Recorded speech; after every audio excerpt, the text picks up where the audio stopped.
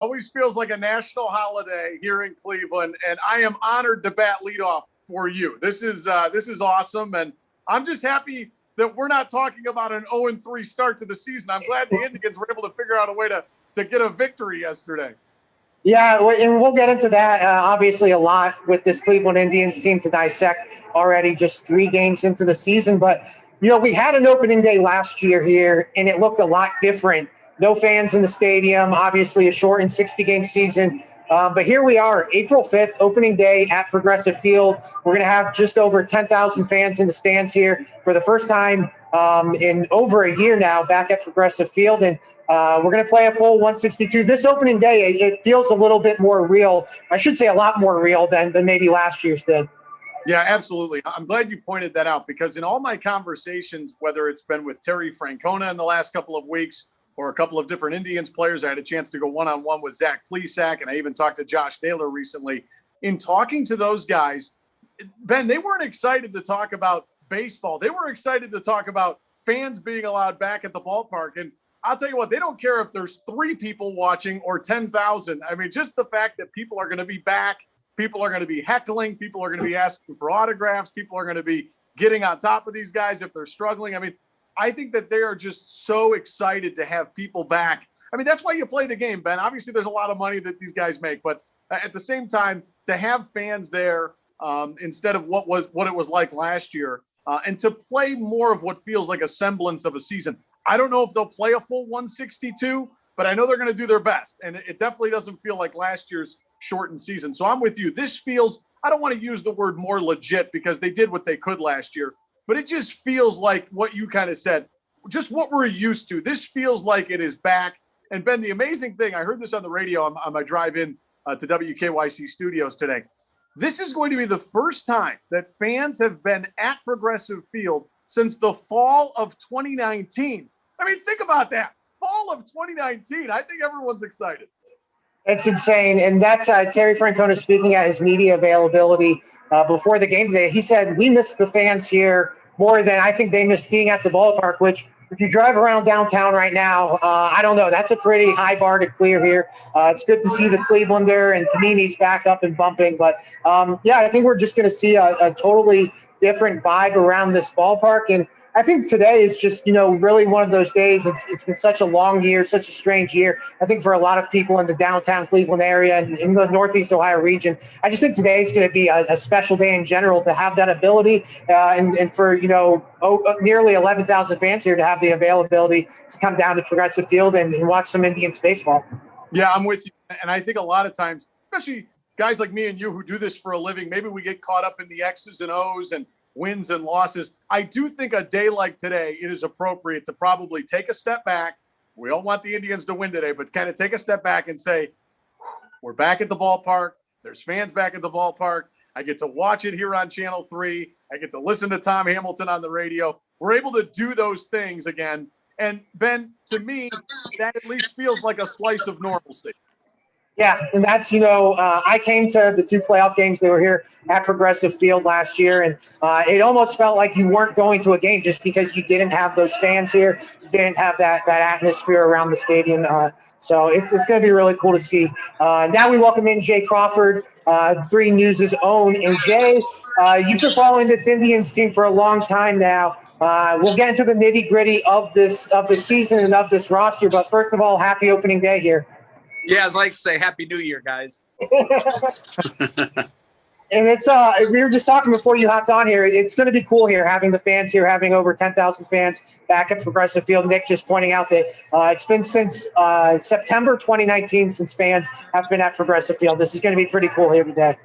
Yeah, I'd take 11,000 beating hearts over cardboard cutouts any day. I'm just anxious to see Progressive Field with some life in it again. It's going to be a very different looking opening day for a lot of reasons. Number one, different from last year because there will be fans in the stands and not cardboard cutouts. Secondly, no Frankie Lindor. Our roster looks completely different than it has in years past. And I think with the change in the roster comes change in expectations. Definitely lower expectations this year. And guys, what's really interesting is the last probably 5 to 6 years or so, the AL Central was, I don't want to call it a cakewalk because the Twins really rose up and the White Sox have come on strong the last 2 years. But this is a much different AL Central than we've seen really going back to before the Indians made it to the World Series. So that added strength in the division is going to make it very difficult for this Indians team, young as it is, and inexperienced in a lot of positions as it is, to try to make a playoff run. That's going to be very difficult this year. Yeah, Ben, I know you've been right. Yeah, go ahead, Nick. I was going to say, Ben, I think Jay hit on it, where the last couple of years you've almost taken, the division for granted. It's a whole different ballgame now. I mean, the Twins, everyone's talking about the White Sox, but oh, by the way, the Twins have won back-to-back division titles. And then you've got the Indians. And it's funny, I was talking with Zach Meisel, our friend from The Athletic, a couple of days ago, and he was saying, I got to be honest with you, I don't think the Royals and the Tigers are going to be all fun to play every night. So this is a much different division. It's a deep division. And as Jay said, because of their roster complexion now, it's going to be difficult every night. You're going to play each of these teams 19 times. It's not going to be fun. Yeah, you look at this Royals lineup, who the Indians are going to be facing here today. Whit Merrifield, Carlos Santana. I mean, those are two guys who are a guy we know very well, and Carlos Santana, guys who are not going to be fun to go up against. I think you look at this Indians team, and it's really the tale of, two sides of the ball. On the one side, you have a pitching staff anchored by Shane Bieber, Zach Plesac coming on, Aaron Savale. I mean, it's insane to think about the names this team has traded: Mike Clevenger, Corey Kluber, Trevor Bauer, Carlos Carrasco. I mean, these are guys who were 4/5 of your starting rotation 2 years ago.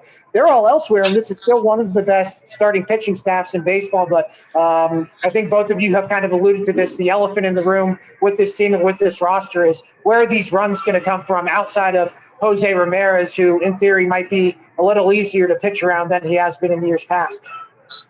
Well, he doesn't have that protection. And here's what's interesting, Ben.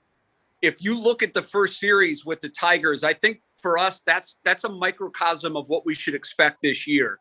When the Indians are facing front end of the rotation pitchers, like they did in games 1 and 2 against Detroit, runs are going to be very difficult to come by. It's when they get into that third, fourth, and occasional fifth starters that they're going to have to make their hay. They can match up starter for starter with just about any team in baseball, just because our rotation is deep. Even though you mentioned the 4 guys that are gone that were here within the last 2 seasons, Ben, those are all front of the rotation guys, and they're gone. Yet when you look at our pitching depth with McKenzie coming on, I can't wait to see how he develops this year. Savale yesterday, although he struggled early, settled in and didn't give up another hit after the second inning. So he can be a front end of the rotation guy. And obviously with Bieber, we know what we're getting there. So I think that we're going to have to find our wins against starting pitchers that are 3, 4s, and 5s, and hope that our 3, 4s, and 5s, if they happen to match up, are up to the task. Yesterday, it was a perfect matchup because we get into that third starter for the Tigers and we're able to do some damage. So I don't know where the runs are going to come from when we're facing 1s and 2s. I think when we're facing 3s and 4s, we can probably score a little more readily. But when you look at the offense in this division alone, the Royals can slug, the White Sox and the Twins, and 19 times to play each divisional opponent. I think if you're the Indians and you can manage to be around 500 against your divisional opponents, which is a tall ask. But if you can do that, I think you can maybe try to hope for one of the wild card spots. But I don't see a path to winning this division with this roster. Nick, I think the reality of this lineup is the Indians are going to need guys to come through who we aren't necessarily counting on here on April 5th. They're going to need a Jake Bowers to step up. They're going to need an Ahmed Rosario to step up. They're going to need Andres Jimenez. I mean, they're going to need somebody who we aren't talking about here on April 5th, to help J-Ram, to help Eddie Rosario. Who are some names you see in this lineup who you think could be up to the task? Yeah, first of all, it's a great point by you. The guy might not even be here right now. I mean, you look at some of the guys that they sent back to AAA, Bobby Bradley and Daniel Johnson. Both those guys had a great camp. and they're not here. I mean, Jake Bowers is here because he's out of options. They need to get a look at him. So, a few of the guys that you mentioned, Rosario, I know they want to get him at bats. The problem is it doesn't feel like you have a position for him. Are you going to put him at shortstop or are you going to put him in center field? So I think that they're going to need contributions really 1 through 9 and even going into their bench. It's going to be a team unit. They don't really have that quote unquote superstar. But as you guys have both pointed out, it's going to come down to their starting pitching. And I know we could say that about the other 29 clubs in Major League Baseball, but much of this club's success is going to be predicated on that starting rotation. Zach Plesac, he told me the other day that he feels like he wants to be an all-star. He wants to compete for a Cy Young. He wants to throw 200 innings. If he can do those things for you, I think we might like where this club is at the end of the day. And Jay Crawford, I'm not taking any of this negative talk, at least on opening day, okay? Can you at least give me a week? Here's the thing. I'm an eternal optimist as a fan. As a journalist, when it comes to looking at what this team is and trying to, look, we're all prognosticating. If the experts were right, Vegas wouldn't exist. Okay. So you can pontificate all you want to. The fact of the matter is Terry Francona has never had a team that's finished below 500 with the Indians. So with that in mind, it may have happened one time. With that in mind, he's going to overachieve. He's going to get more out of these guys collectively than we think he can. I have them at 75 wins. Is Terry worth another 7 to 10 wins? Possibly. That you hope he is. And if that's the case, then you get into the 85 win range, and then that still makes a wild card a long shot. But you're getting close to that 90 number that I think it's going to take, 92, to get a wild card. So, I hope they surprise me. I really do. Ben, to your point about who are the surprises going to be? I don't know that he qualifies as a surprise because he's been a highly thought of prospect in the organization. But I think Yu Chang, if he can put together the kind of at-bats that we've seen him put together in spring training and in the past, I think he can be a huge help. And Nick mentioned some guys that aren't with this club. Bradley, guys that you thought might make the team that aren't on opening day. I look at Zimmer and Mercado as guys that I just scratch my head with these two. Mercado in his rookie season looked like he was going to be a mainstay in this Indians outfield. Bradley Zimmer, you've got to go back a little bit longer, but pre-injury, Bradley Zimmer looked like, I'll throw a weird name out there, Rocco Baldelli type. And I know Rocco's career was cut short with illness, but he had all the tools. He could run. He could play defense. He had power. He did everything well. And I scratch my head at the idea that neither of those two could make this roster when, let's face it, we're not loaded with talent at the outfield spot. So somehow if they can band together and come together as a team, and Rosario proves to be the prospect that we think he can, who knows? Maybe they can reach that 85 win total. But right now I have them in a firm 75. Yeah, that was one thing that stood out to me just about this roster construction in general, is it's very much still a work in progress. You look at the opening day when they played in Detroit on Thursday, the opening day lineup. Just 2 weeks ago, who would have had Jordan Luplow batting leadoff and Yu Chang playing first base? I mean, this is, if Andres Jimenez struggles and you want to get Ahmed Rosario more at-bats at shortstop, if you want to bring up Daniel Johnson, have him take some reps in center field, there is still some things that this ball club can do. I have an inkling that this lineup is going to look a little different on May 5th and on June 5th than it does here on April 5th.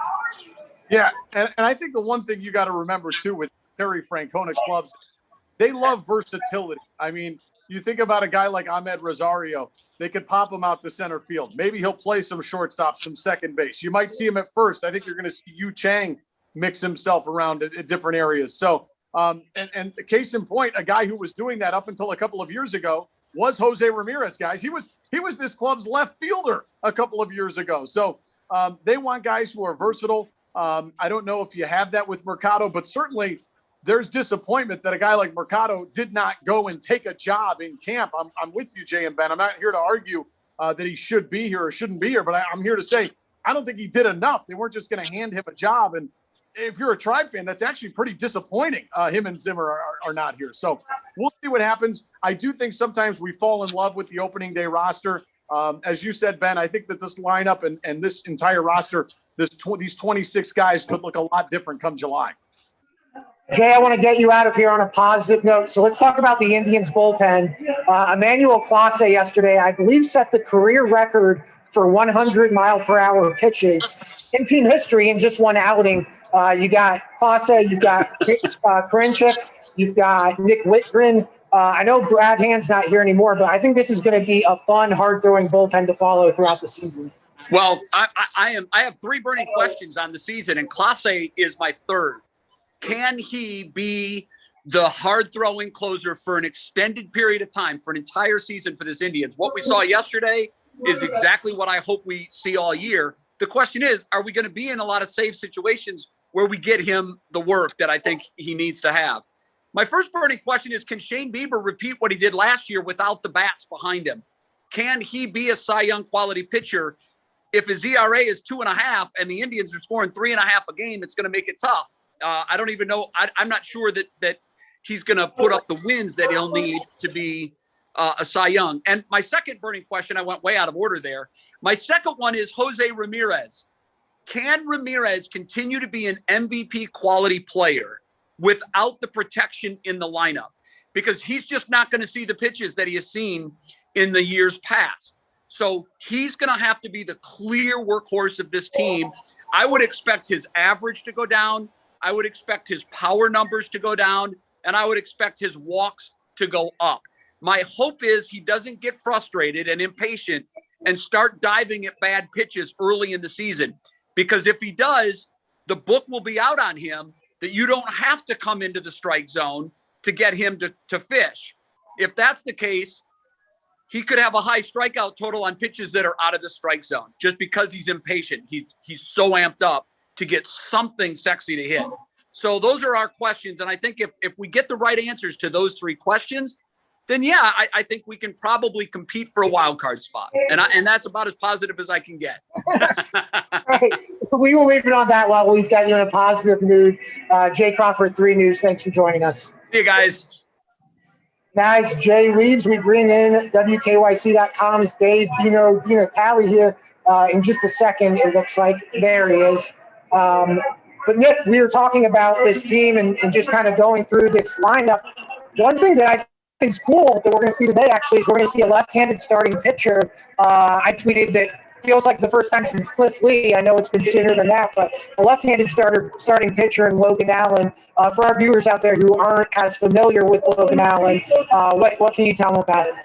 Well, I think it was funny. A couple people were asking me this weekend, hey, where did this guy come from? Well, he came from the San Diego Padres in the 3-team deal that sent Trevor Bauer to the Reds back in 2019. So it was already 2 seasons ago.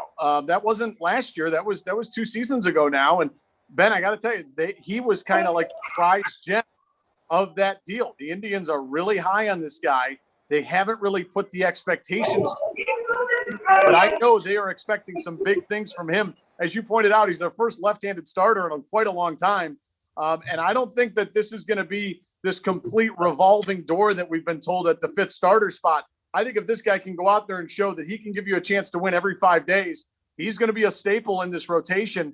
We talked about Bieber. We've talked about Plesac and Savali and McKenzie. Sure, those guys are your big horses, your top 4. But I think the Indians expect some big things from Logan Allen. He's a tremendous prospect. And I think that this stage is not too big for him. I think he can shine for the Tribe. Yeah, it's funny. I was throwing that to you, and I was trying to come up with which trade they got him from. The Indians have done so many deals with the Padres. I had to sort through it and figure that one out. So I'm glad you had that handy. Dino, welcome in. And first things first, happy opening day. Yeah, I mean, it feels great, right? It's great to see you at Progressive Field, Ben. And, just to feel like we have a little bit of normalcy back. It's not quite the same, but it's getting closer. And I think as baseball fans and just as, people trying to get back into the normalcy of life here with COVID, it's great that we're talking about opening day at the ballpark. Hey, Dino. Yeah, and I don't want to. Dino, we're going to need some more optimism, though. Jay Crawford was kind of bringing us down here. Well, look, I mean, guys, I got to tell you, I when we did the picks before the season opener, I had the Indians just above 500 because I still think as long as Terry Frank, the biggest health of the Indians this year to me isn't a player, it's Terry Francona. Because as long as he's the manager and he's able to function day to day, I think this is a team that can be better than a 500 team. It's just a question of how much better, how much of a gap is there between the Twins and the White Sox and the Tribe. So I still think there's room for optimism. I think it's going to be, we saw in the Tigers series, Nick, there are going to be some frustrating moments because the offense isn't going to be a consistent force on this team. No, and I was giving Jay just a hard time there. I think one thing he hit right on the head with Ben and I was he said he feels like that Tigers series could be a microcosm of the entire season, where it's like all of a sudden you can't score, boom, 9 runs. And he had talked about maybe trying to, take advantage of teams when they're throwing the 3rd, 4th, and 5th starters. So no, I was just giving Jay a hard time there. I think he was spot on. That could be a little preview of what we see this year. And your starting pitching will keep you in games, guys. I mean, I think we feel like with the Indian starters, and you guys rattled off the 5 as I started. I know it's a different looking rotation, and you don't have Clevenger anymore, you don't have Carrasco anymore, you don't have Bauer anymore, you don't have Kluber anymore. But this is still a rotation that's going to keep you in games every night. If you just get that little trickle of offense, you got a shot to win some games. I want to keep this positive here, but I do have to make you guys jealous for just a minute. I just got a big whiff of kosher hot dog over here. So starting to smell like a ballpark over here at Progressive Field. So I know you guys are not at the stadium today, but you guys got to get. I know. But yeah, let's keep this positive here. And, talking about this lineup, talking about some surprises, talking about guys, who you could be optimistic about. Obviously, we know Jose Ramirez. But, who are some names you're interested in seeing play out here this season? Well, I want to see first how the 3 R's are going to come together in this offense. And that's, Ramirez, who we obviously have quite a track record on, Rosario, and I'm talking about, by the way, Eddie Rosario. I mean, I'd like to see Ahmed Rosario play well as well, but, Eddie Rosario, and then, Franmil Reyes. How is he going to do, being that kind of the anchor of this order? So that's number one, because, if the Indians are going to get any kind of power this year, consistent power, it's going to come from those 3 guys. I'm interested, Guy, and that Ben, I know, we got a glimpse of in the postseason last year, Naylor. I really want to see, a full year of Josh Naylor, what he can do playing in this lineup. I liked what I saw. The moment last year wasn't too big for him. He's another guy the Indians brought over in a trade. I want to see what he can do in a full body of work this year. Yeah, I think that's a great call. Josh Naylor, I think, is one of those guys who's flying under the radar. Former first-round pick of the Miami Marlins, still in his early 20s. I think he's only 23, 24 years old. Left-handed bat. He's shown the ability to hit for power. I think you look at him and Franmil Reyes, I think a guy who this is a big season for. Nick, I think those are 2 guys who potentially you look at outside of Jose, who are going to be the anchors of this lineup. That's one left-handed bat, one right-handed bat that potentially might be able to get you some runs here. Yeah, absolutely. A guy like Reyes, he needs to step up for you. He's got to be that guy in the middle of the lineup that can change the complexion of a baseball game with one swing of the bat. He has the ability to do that. So, yeah, we always talk about manufacturing runs and, moving guys over, being aggressive, moving first to third. And you can also score a lot hitting some home runs, and he's going to be counted on to do that. Yeah. And also, guys, see who's going to go ahead, Ben. No, go ahead. Oh, I was going to say, the Indians are doing a lot of platooning here in the early part of the year. And, I know fans can't stand that. It's like, why can't we just have an everyday first baseman? Why can't we have an everyday corner outfielder? But let's see if somebody really distinguishes themselves. if Yu Chang, who I mean had a really good at bat yesterday, and driving in that run in Detroit. Let's see if he can, move himself out in front of that log jam with Bowers. That's another thing to watch here. Can one of these platoon guys that are only playing in certain situations against lefties or against righties, can somebody distinguish themselves this year? Yeah, and that's, we were talking about the versatility in this lineup. Josh Naylor has pretty much exclusively been playing in the outfield. I think there's a version of this lineup that might be the best version of itself where Josh Naylor's the first baseman. So as we were saying earlier, the lineup we see here on April 5th isn't probably going to be the lineup we see on June 5th or July 5th. But speaking of that, getting into the season here, one thing that I think is interesting is we talk about the AL Central, we talk about the Twins, we talk about the White Sox. To a lesser degree, we talk about the Indians' opponent today, the Royals. We've become so accustomed to when the Indians win this division, whether it was in the 90s or whether it was in, from 2016 to 2018, they run away with it. They typically just run away with this division. 2019, they came down to the wire and wound up on the outside looking in with the Twins. But I think there's a version of this team where they just might be in a dogfight for the rest of the season, and maybe they end up on the inside of the playoffs. Maybe they end up on the outside, but this might just be one of those seasons that, we're going to be playing some meaningful baseball from June through September here. Yeah, I think they can be right there, Ben. I know that, early on, the first couple of games, I was like, oh boy, how are they going to score? But I do think this is going to be a club that can remain in the mix for a wild card. I think the addition of that second wild card a few years ago really helped you to stay in this thing. And I think that was the idea of Major League Baseball. Let's keep more teams in it. Let's keep more cities in it, more fan bases. And that's what I think it's done a really nice job of. So I think they can certainly contend for a wild card or an extra wild card and be in this thing. And maybe I'm half nuts. I feel like Dino's talking about Terry Francona. How much can he really account for? But he doesn't strike me as a manager that's going to sit around for a rebuild. No, I completely agree. Last thing here, and then we'll get out of here. I have a feeling I know where both of you guys are going with this one. Favorite Cleveland Indians opening day memory? Oh, wow. Favorite, I'll go with the snow opener. The snow opening day, 2007. They had to play a series against the Angels in Milwaukee. Mike Hargrove doing his best human rain delay, arguing with Eric Wedge at home plate. Paul Bird, I think, had the no-hitter going. We'll never forget that. Yeah, that close. The first one, 1994, at what was then Jacobs Field, now Progressive Field. It was a new day for this franchise, and it was a new day in this city. And even though I was 100 miles away in college, I could feel it, and it was riveted to my chair to watch it. And it really marked a renaissance of baseball in this town. And you still, all these years later, you still feel that when you walk into that ballpark. Yeah, I'm right there with you. This time last year, we were watching old sporting events to get us through the time and to get us through the spring. And that 1994 opener here at what was then Jacobs Field, now Progressive Field, that's one you just always got to stop on and see what's going on. And so much nostalgia. And you mentioned it being a new day. I think you look at today, today's very much a new day for this Indians team.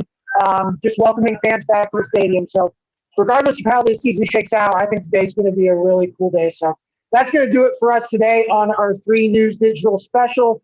Stay tuned on WKYC Channel 3 for both Cleveland Indians opening day and the Cleveland Indians home opener at 4:10. For Dave DiNatale, for Nick Camino, I'm Ben Axelrod. Thanks for watching on WKYC.com.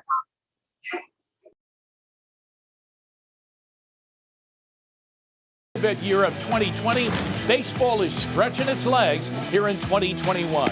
The most beautiful ballpark in the land, our Progressive Field, will have life present again. Today, over 9,000, but maybe by July, the days of Dollar Dog Night and fireworks sellouts will be back. That's the plan. Oh yeah, what about the team? Well, the Indians are being reshaped. Francisco Lindor's talent and smile are gone, and that's going to be hard to replace. But the Indians